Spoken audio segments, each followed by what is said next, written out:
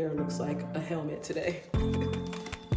Okay, all stars, I'm back for a get ready with me video. I just want to talk about some tea. Let me think, what can we talk about today? Now, last time, my earring. Last time, I was saying that we were gonna talk about the escrow on the house, but I was thinking like, maybe I can tell you guys about how I got into tech, because my full-time job is actually a software engineer at a tech startup that's based out of Los Angeles. Let me put this back. So I was thinking I could talk about that because that was a long process. So, starting the story off, I'm also gonna get ready, but I'm gonna scrub my face while I get ready. So I'm putting this on. I got this from IKEA for like $3. I dirty these things up all the time, so it's better if I just get a cheap one and just either wash it or get more of them. I might get more of them in the future, so I have them to do my skin. But I'm gonna turn on the water. But essentially, how my tech journey started, in 2016, I decided to go to Full Sail. So I went to Full Sail for maybe about a year and a half. It was really difficult.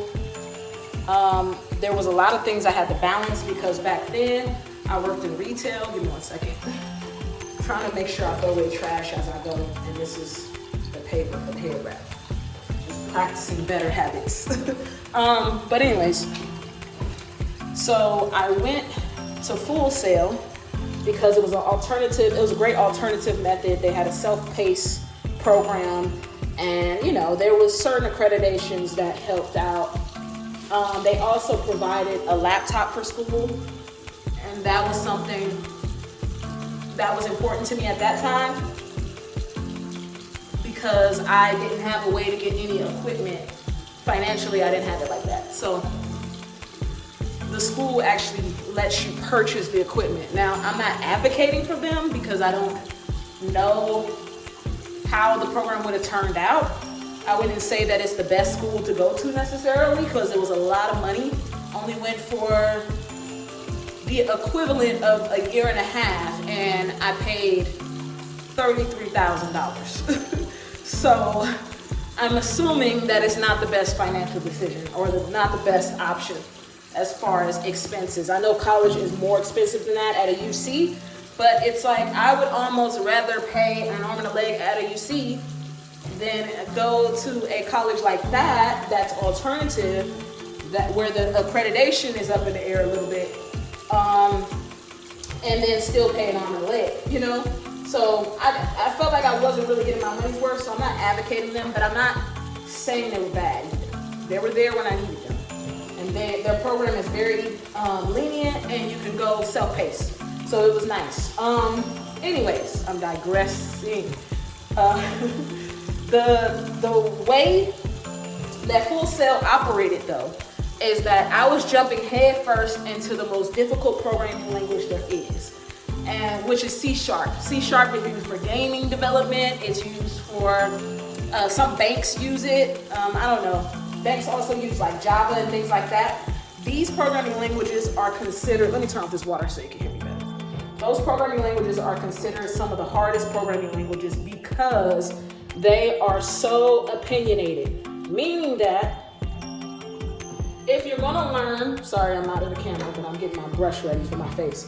If you're gonna learn a language, like even if you were learning like Spanish or English, I equate a coding language to a regular language as well because you're learning how to understand what you're seeing and hearing and learning how to speak it and tell it something back.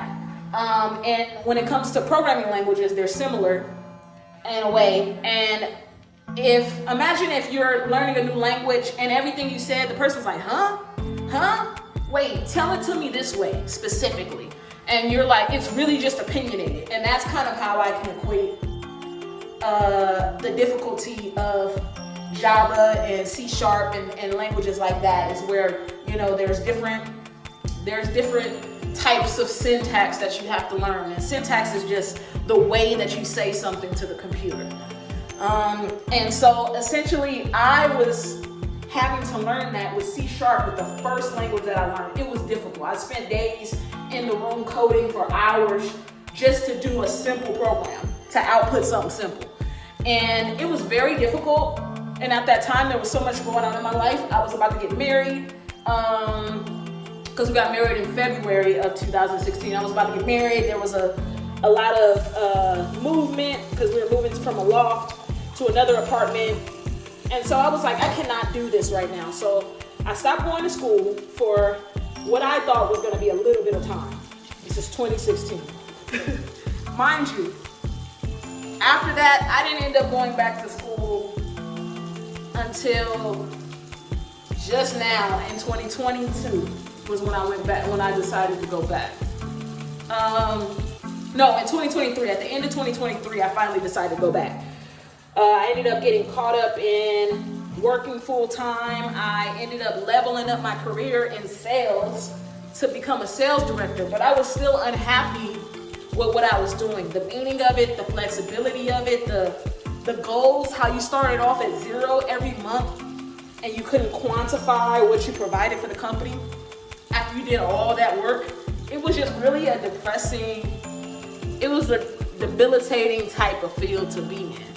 Now, I can't knock that you can make a lot of money in sales because I was making 6 figures in 2017. Starting in 2017 after I had my daughter, I was making 6 figures already in sales, but it took so much work every month to hit that. And like I said, you would start over at 0. So I still was looking for something that meant something to me, something where I actually cared about it. So fast forward, 2020 comes around, and of course everybody's like, the world's gonna end. You know, everything's happening, like water is scarce at the stores, like, you know, there's riots, and I'm in the middle of LA with the pandemic happening, so, you know, it was kind of rough. And it was, you know, we found ourselves in a really scary position where we were like, you know, trying to figure out what we were going to do next. There was a lot of layoffs. There was a lot of unemployment assistance. There was a lot of like food assistance. There was a lot of programs out there, but the programs didn't kick in right away. So it kind of scared me because I got laid off of my job at that time. I was working for a, what was it? What is it called? Oh, veterinarian finance company. I was working for them, and I was an account executive because I had stepped down to an individual contributor role because that sales director role stressed me out. So I stepped back down to an individual contributor, and I was working at a finance company, selling the financing to the vets so that way they had another payment option for the clients that came into their location. So this is something I had done before. It's really easy to me. Excuse me. Oh no. I'm sneezing. Oh man. I'm gonna keep this in because this is supposed to be authentic as we get. Okay. So, where was I? Oh yes. So it was a finance company for veterinarians, and they laid me off with severance. I remember they gave me severance. My unemployment finally came in. Rental assistance in LA was at its highest peak at that time, and I wasn't at 6 figures at that time. I took a huge pay cut to become an individual contributor. So I was just kind of lost. Like, it's like, what am I gonna do next? Like, this is so disappointing that the world is going in this direction. But it also feels like the time, if any, because we're sitting around all day, for me to do something about it. And I've never been the type to just sit and let something scary happen to me. I've always been the type to take action. So that's when I started the Curl Stop. Started the Curl Stop. It's a natural hair care brand. It's an e-commerce brand. It's all online. I was thinking to myself, okay, we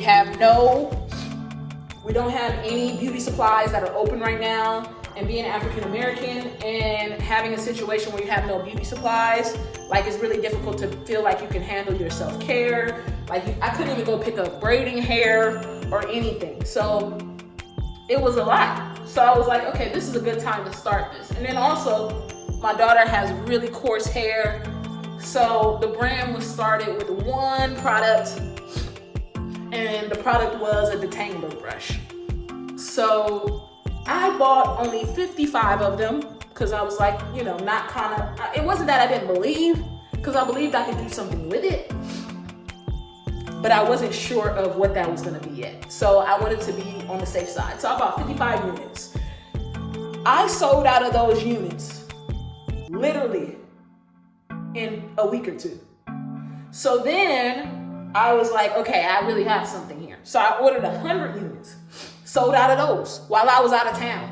I was literally in Vegas. I got 26 orders on my drive home from Vegas. So then I was like, okay, I really, really have something. And mind you, that wasn't all I was doing. I was also getting my certification as a lash tech, which I completed that course as well. Because I was like, okay, I'm going to do all I can. We got time on our hands. Let me do everything that I can to put myself in a position where I do not have to work for anybody if I don't want to. So I did that. And then after that, the brand kept increasing. I kept rebranding. I did all the marketing myself. Like, it was a very successful venture. Scaled it to only 5 figures because when it started to get into the marketing part, it kind of reminded me of sales. So it just made it very like nostalgic, but in a bad way, because I didn't want to get back into what I was doing in sales. I didn't want that. Like, I would want somebody else to handle it. So I tried to get a marketing company. That failed. Like, there was so many things I tried at that time to increase it, and it kind of got stale. I still have the brand to this day. It still brings in money every month, and it's very like self-reliant. It's not something where I have to do much with it, but there is an opportunity for growth there. And I'm hoping that I can take it to the next level by continuing to do what I do as an influencer as well. But anyways, once again, I got off topic. Could talk to you guys for ages. So, I'm gonna put makeup on. What time is it? Okay, it's 5:30. I'm supposed to hang out with my friend around 7. So I'm at good timing. I am at good timing. Should I use the Fenty or should I use the Armani? I think I'm gonna use the Armani. Okay. My Apple Watch is saying I have low battery, so I'm gonna put that on the charger. Okay, I'm gonna use the Armani so I can have like more of a smooth look to everything. It's their Luminous Silk, the one that I had in the last video, which mine is almost gone now because I've used it so much. I need to do a makeup haul, but when I do it, I'm gonna bring you guys with me because then it'll give me more stuff to do with you guys. I love chatting with you, so it'll be fun stuff. Oh, here's my brushes. Yeah, so ooh, I love this one. Okay, so where was I? Yeah, so scaled the brand, and then I was thinking to myself, like, do I want to go back to the work field? Because I was still thinking small-minded. After I got done with creating the brand and everything was good and it was running so smoothly and there was no real hiccups, I thought to myself, like, okay, I need a consistent income still, because I don't know, where this is gonna go and what's gonna happen. So then I began looking for another executive job because I was really thinking small-minded. Sometimes you have plans and sometimes you have goals, and God is telling you, you can do this.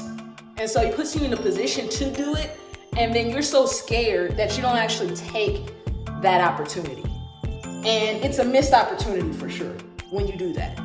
It's like that old passage from the Bible where they said that God sent over a boat and he kept sending the boat, but it was in different forms than the person was expecting. And finally, the person ended up dying. And then they went to heaven and they asked God, like, why didn't you send me what I was looking for? Well, I sent you this. You just didn't think it was the same. And it's like, I have to realize that when sometimes I may be scared of something, that doesn't mean it's not time to do it. That means it's time to buckle up, because if it doesn't scare me, maybe it's not worth it. Maybe it's not worth the effort. But anyways, so I went back. I was like, I'm looking the other way from my calling. I'm gonna act like, this is something scary to me. This is something new to me. So I'm gonna act like it's not even here. So I went back to being an executive. Hated it. Worked 2 executive jobs at the same time, because at that time everything was remote, and one executive job didn't care about me clocking in specific hours. They just wanted me to make calls and do what I was supposed to do. And the other one had meetings all day. So I just worked both of them, and it was cool. Like I was doing well with that, but like I said again, very stressed. So there was many prayers that I had at this time. I had a prayer that I wanted to lose 50 pounds. I had a prayer that I wanted to change my life.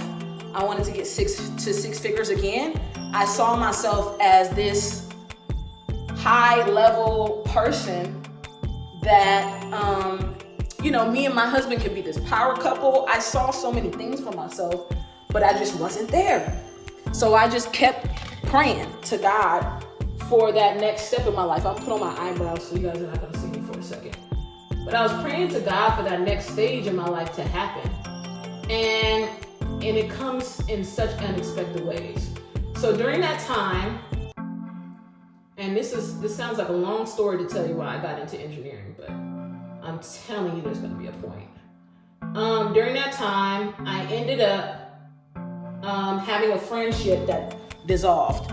The friendship was a friendship that I had over 12 years. And they just really did me wrong so badly. And I don't want to get into it because I don't like, speaking negatively on people, because I just don't like that. Like, I've never been that type of person. Even if they've done something towards me. Oh, look, that one's going. Even if they've done something towards me, I don't like speaking badly about them like that. But anyway, so the friendship dissolved. There were some other friendship trust issues as well, because there were some things where, I was left in the dark about a few things and they really stressed me out. I was having some trouble with my marriage at the time, and it was really rough for me. And so I was just so sad. And this is the beginning of 2021 now. And I told myself, I have to get through this. I have to get through this time. So I went to therapy, and I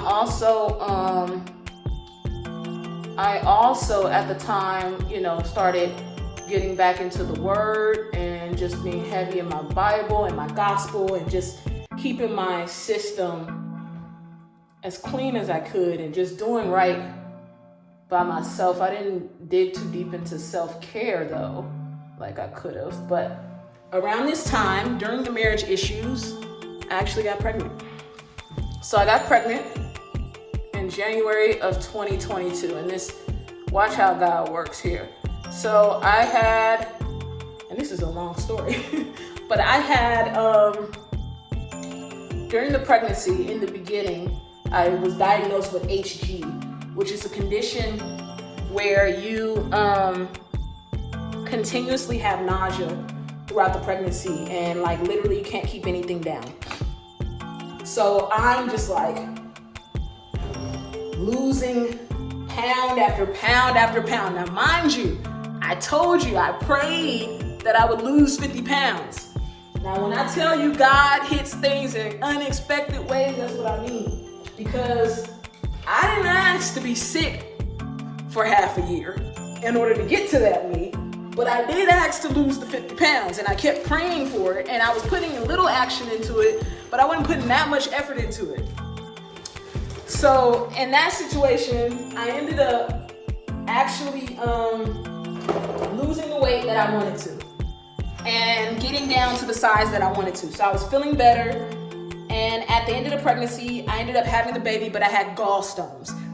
So I had gallbladder attacks, still pregnant, still going through the problems of the marriage, still going through the friendship problems. So at this point, now I'm like, okay, God, like, come on now. Like, what can I do? What can I do to change my life? Because this is getting ridiculous. And one day I just had a small idea. I was like, one of my friends posted a story about them going into boot camp for coding. And I was like, oh, well, maybe I can go into boot camp, but you know what? I can't really afford it.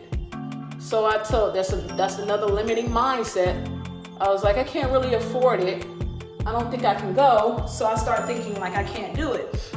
But when I started thinking that, I also reached out to my friend and asked him what he did to get in.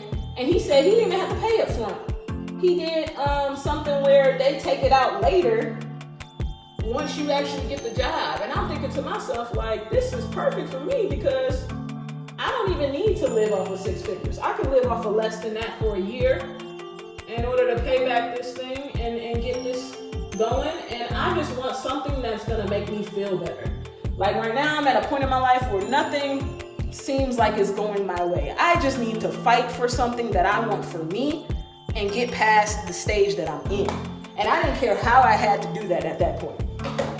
So here I am in a boot camp,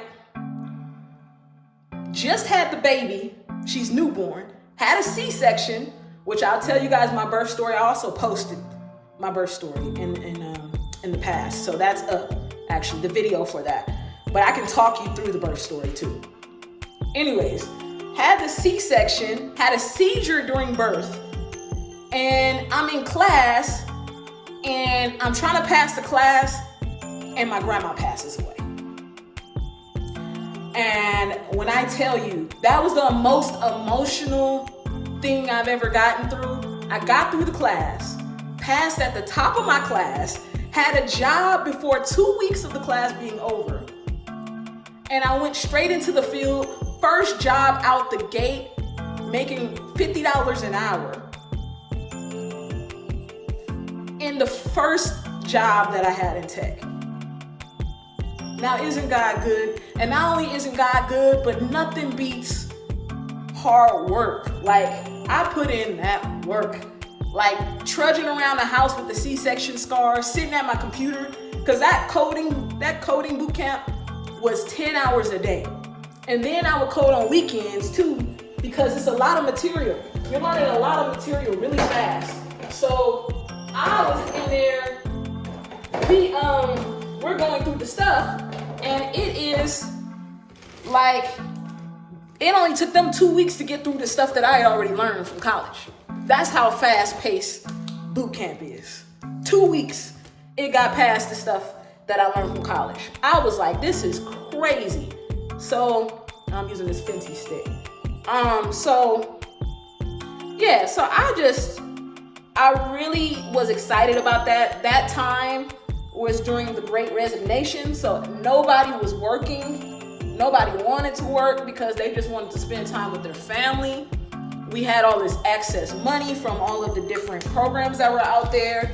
So everybody was just like, we just went through this issue where everybody almost felt like they died, because, there was people that had COVID and there was many people that passed away, like grandparents were passing away. Like, that's what my grandparent passed from, So during that time, there was so much going on that nobody wanted to work. And I understand, because if the world's going to end, what's the point?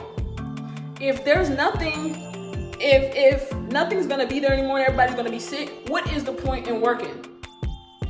But anyways, that was nothing but God, because not only did I get approved for something for the program, and my credit wasn't the best at that time, but I also was able to jump in at one of the time frames where everybody wanted to hire everyone.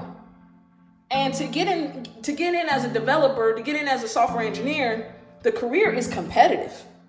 Like, you can't get a job without taking a tech test, and the tech tests are difficult. They are really difficult. And so this job not only didn't ask me for a tech test, they just wanted me to work hard, which is what I do, which is what I love to do. But they also are just very understanding. Like the tickets that they assigned to me are very straightforward. Like I just loved everything about it. And the guy gave me a shot. Like he was just like, okay, like he took my word for it. And I thanked him for that. After I got the job, we had a meeting one day and I literally thanked him. I was like, thank you for taking a shot on me, because I knew I didn't know a lot. Even with the boot camp, I knew that there was a lot of things to learn. Like in tech, for anybody in tech, you know, like there is a lot to learn in that field. And there always still is things to learn. I literally read every week for a living. And I love reading, so that's cool. But a lot of people don't understand how involved the tech industry is. Ooh, I'm gonna put some of this on. I love this stuff. Just to give me some more bright here. Oh, that's Rare Beauty, and it's a concealer. But a lot of people don't understand how involved the tech industry is, and so they get in and they quit because it can be rough. Like you have to really want to do what you're doing to do it. But for me, it was way better than sales. I mean, I went to other countries and I'm taking meetings from the plane, you know, or I'm taking meetings from my phone while I'm on the way to Thailand or on the way to Dubai. Like I'm doing, like to me, that's the life. And if I was gonna follow any career, it would be one where they trusted me to get my work done. And they let me do me. And that's what my company does. And I'm grateful for that. And I'm also grateful to God for giving me such a great opportunity and giving me what I asked for, what I prayed for. Like, you know, you heard of CC's prayer. Well, this was Star's prayer. And at that time, I was literally given what I was asked for, what I was asking for. I also asked to work at a FANG company, and I was given an opportunity to interview with Google. But like I said, when you get scared of your own dreams and you don't take advantage of it, God will give you the opportunity. And if you don't take it, then you lose it. Because success is where opportunity meets hard work. And I was too scared to put in the work at that time when Google hit me up. I have not gotten hit up by Google since. And see, that's why no matter what scares you, you should go for it. Because what's the worst that can happen? They tell you no. Does that hurt? No. Hurts your soul, hurts your heart, but it doesn't physically hurt you. And so I say all this to say, that's my journey into tech. If you guys want to talk about more on that, let me know. I'm around this off with some lip gloss. I might put on some lashes, but I'm not going to do that on camera because I suck at it. But this is authentically me. Talk to you guys soon.